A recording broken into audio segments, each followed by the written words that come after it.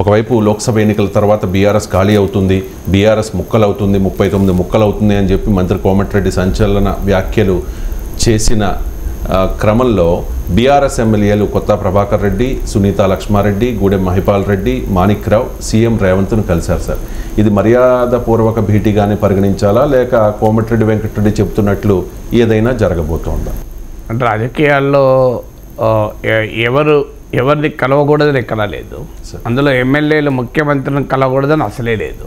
ఎందుకంటే ఎమ్మెల్యేలు తమ నియోజకవర్గ సమస్యలు ఉంటాయి, ప్రజల ఇష్యూస్ ఉంటాయి. సో ప్రభుత్వ విధానాలపైన ప్రజలకు తరఫున రిప్రజెంటేషన్లు ఇచ్చేటుంటాయి.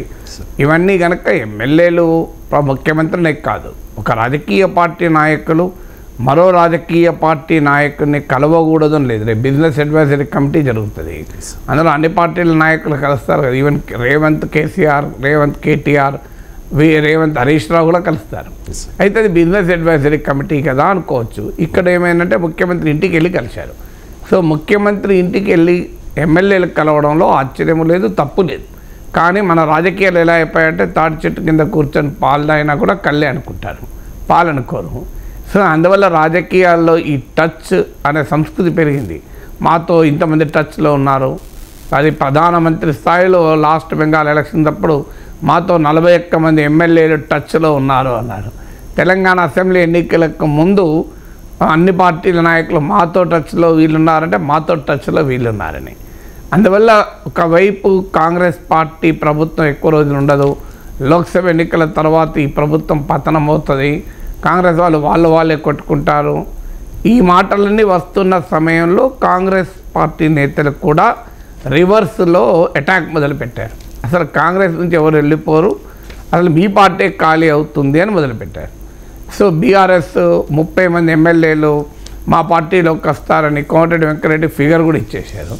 39 ముక్కలు అవుతాయి అన్నాడు, అంటే కొన్ని ముక్కలు కలిసి బహుశా కాంగ్రెస్లో రావాలి అప్పుడు. సో అలాగే బండి సంజయ్ సంచలనమైన ప్రకటన చేశాడు. కాంగ్రెస్ బీఆర్ఎస్ల మధ్య జరుగుతున్న యుద్ధంలో బీజేపీ కూడా ప్రవేశించి కాంగ్రెస్ ప్రభుత్వాన్ని కూల్చడానికి కేసీఆర్ స్కెచ్ చేస్తున్నాడు అని సంచలన ప్రకటన బీజేపీ చేసింది. ఈ పరిణామాలన్నీ జరుగుతున్న నేపథ్యంలో రకరకాల ఊహాగానాలు కూడా వస్తున్నాయి. హైదరాబాద్లో చెందినటువంటి కొంతమంది ఎమ్మెల్యేలు టచ్లో ఉన్నారు కాంగ్రెస్ నేతలతో అని, అలాగే తెలుగుదేశం నేపథ్యం ఉన్న కొంతమంది ఎమ్మెల్యేలతో ప్రస్తుత రేవంత్ క్యాబినెట్లో తెలుగుదేశం నేపథ్యం ఉన్న నేతలు టచ్లో ఉన్నారని ఇవన్నీ కూడా వార్తలు వస్తున్నాయి. సో కాంగ్రెస్ పార్టీకి కూడా హైదరాబాద్ నగరం నుంచి, గ్రేటర్ హైదరాబాద్ నుంచి దాదాపు రిప్రజెంటేషన్ లేదు. అలాంటి సమయంలో గ్యాప్ ఉన్న చోట ఫిలప్ చేసుకునే పని రాజకీయ పార్టీలు చేస్తాయి. సో ఇలా రకరకాల ఊహాగానాలు, మంత్రివర్గాన్ని కూడా ఎక్స్పాండ్ చేయకుండా ఇంకో 6 సీట్లు అట్టే పెట్టుకున్నారు, ఇతర పార్టీల నుంచి నేతల్ని అకామిడేట్ చేస్తానికి, ఇలాంటి ఊహాగానాలు వస్తున్న నేపథ్యంలో 4 ఎమ్మెల్యేలు వెళ్ళి సునీత లక్ష్మారెడ్డి, కొత్త ప్రభాకర్ రెడ్డి, మహిపాల్ రెడ్డి, మాణిక్ రావు ఈ 4 వెళ్ళి కలవడం ఆ సహజంగానే ఈ చర్చనీయమవుతుంది. మీకు సునీత లక్ష్మారెడ్డి గతంలో కాంగ్రెస్ పార్టీ రాజశేఖర రెడ్డి ప్రభుత్వంలో కాంగ్రెస్ ప్రభుత్వంలో మంత్రిగా కూడా పనిచేశారు. సో ఈ ఊహాగానాలు రాకుండా ఉండవు కదా, ఎందుకంటే రాజకీయ నాయకులు ఎప్పుడు ఏ పార్టీలో ఉంటారు, ఏ పార్టీ నుంచి వెళ్తారు, ఎన్ని పార్టీలు మారుతారు అన్నది ఎవరమూ చెప్పలేము, వాళ్ళు కూడా చెప్పలేరు. రాత్రి రాజకీయ పార్టీలు మారి టికెట్లు తెచ్చుకున్న సందర్భాలు కూడా మనం చూసాం. అందువల్ల రాజకీయ నేతల సహజ స్వభావం అది. అలాంటి సహజ స్వభావం రాజకీయ నాయకులకు ఉన్నప్పుడు కొంత 4 బీఆర్ఎస్ ఎమ్మెల్యేలు వచ్చి ముఖ్యమంత్రిని కలిస్తే అనివార్యంగా ఈ రకమైన పొలిటికల్ స్పెక్యులేషన్కు దారి తీస్తుంది. అందులో ఎంత నిజం ఉంది, ఎంత నిజం లేదు అనేది వేరే అంశమైనా ఈ రకమైన రాజకీయ స్పెక్యులేషన్ అయితే ఎవరూ ఆపలేరు. అంటే ప్రోటోకాల్ కోసమేనని వివరణ ఇచ్చే ప్రయత్నం చేశారండి, అంటే మర్యాదపూర్వక భేటీ ఏనని. అంటే మర్యాదపూర్వకంగా వీళ్ళ 4 ఎందుకు కలిసారు? అలా నిజంగా మర్యాదపూర్వకంగా కలవాలంటే చాలా మంది కలవాలి కదా.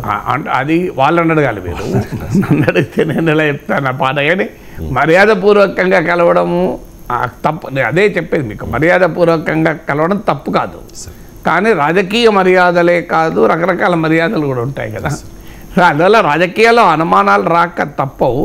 సో మరి వారు బీఆర్ఎస్ నాయకత్వానికి చెప్పే వెళ్ళారా?